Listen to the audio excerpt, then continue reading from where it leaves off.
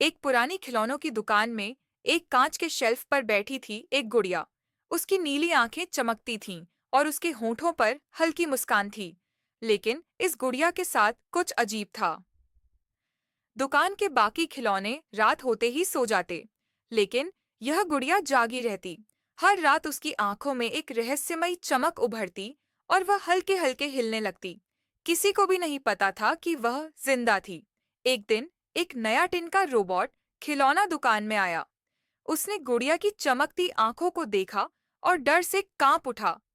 उसने बाकी खिलौनों से कहा, इस गुड़िया में कुछ गड़बड़ है, यह हमारी तरह नहीं है। मगर कोई उसकी बात मानने को तैयार नहीं था।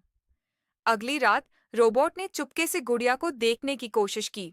अचानक गुड़िया की आंखों की चमक तेज हो गई और वह अपने आप हिलने लगी। शेल्फ पर रखे बाकी खिलौने गिरने लगे, जैसे कोई अदृश्य ताकत उन्हें धक्का दे रही हो। रोबोट डर के मारे पीछे हट गया, लेकिन तभी उसे एक पुराना धूल भरा कागज मिला।